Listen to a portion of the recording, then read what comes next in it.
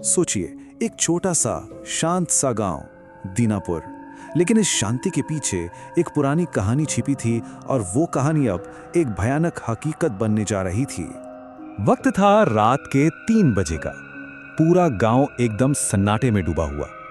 लेकिन उस सन्नाटे में एक घर ऐसा था जहां राधिका नाम की एक औरत जाग रही थी, किसी का इंतजार कर रही थी।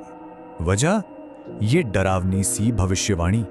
सुबह जब वो उठी तो उसने इसे अपने घर की दीवार पर लिखा हुआ पाया था, सिर्फ एक लाइन। लेकिन इस एक लाइन ने उसकी नींद ही उड़ा दी थी। तो राधिका ना एक अजीब सी कश्मकश में थी। एक तरफ उसका दिमाग कह रहा था कि ये सब गांव की कोई मनगढ़ंत कहानी है, भूल जाओ। पर दूसरी तरफ एक डर था कि कहीं ये सच ना हो जाए। लेकिन सवाल यह है कि ये रात का मेहमान आखिर है क्या भला? चलिए जरा इस लोक कथा की गहराई में उतरते हैं और समझने की कोशिश करते हैं कि ये चीज, ये शक्ति आखिर है क्या। पता है इस मेहमान के बारे में सबसे अजीब बात क्या है? इसके आने का तरीका। गांव की दाई हैं लक्ष्मी, वो बताती हैं कि ये दरवाजे का इस्तेमाल नहीं करता। नहीं, ये दीवारों पर चलता है और छत से नीचे उतरता है। सोचकर ही अजीब लगता है ना? और इससे बचने का, जिंदा रहने का बस एक ही नियम था, एक बहुत जरूरी नियम, एक ऐसी चेतावनी जो राधिका का अकेला सहारा, उसका अकेला बचाव बनने वाली थी। तो अब कहानी में आगे बढ़ते हैं। देखिए, ये जो खौफनाक सिलसिला था, ये कोई अचानक नहीं शुरू हुआ। नहीं, ये शुरू हुआ धीरे धीरे, एक एक करके होती डरावनी घटनाओं के साथ। धीरे धीरे डर और बढ़ने लगा। पहले दीवारों पर किसी के थपथपाने की आवाज आई, फिर छत से कुछ टपकने लगा। उसके बाद एक फुसफुसाहट जो राधिका का नाम ले रही थी, और आखिर में दीवारों पर चलती एक लंबी काली परछाई।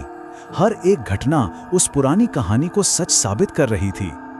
और यही कहानी का सबसे भयानक मोड़ आता है। वो जो छत से टपक रहा था, वो पानी नहीं था, वो खून था।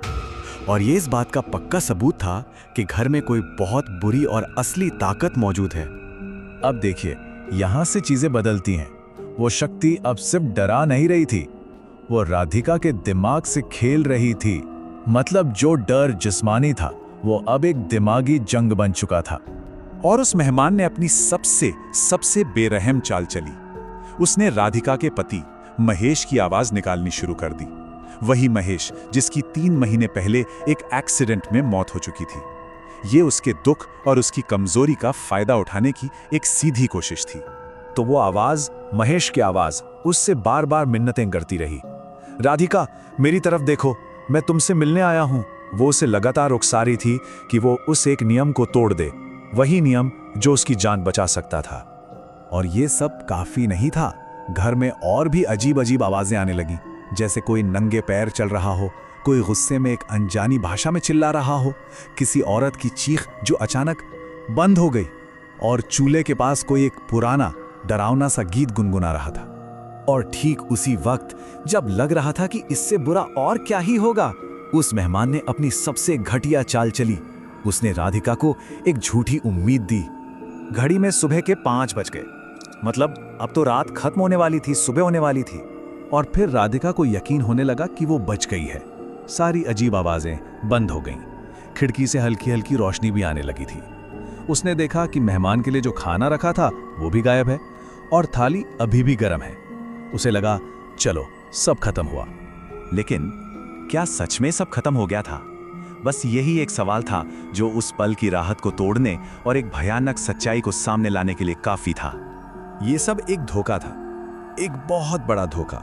जब उसने खिड़की के बाहर देखा तो वहां अब भी घना अंधेरा था। वो रोशनी सूरज की नहीं थी, वो बस एक छलावा था। और तभी ऊपर से एक ठंडी, बेजान, किसी गैर इंसानी चीज के हंसने की आवाज आई। और बस इसी आवाज ने राधिका को ऊपर देखने पर मजबूर कर दिया, और उसने वो एक जरूरी नियम तोड़ दिया। अगली सुबह जब असली सूरज निकला तो गांव वाले राधिका के घर पहुंचे, और वहां जो उन्होंने देखा वो बहुत ही परेशान करने वाला था।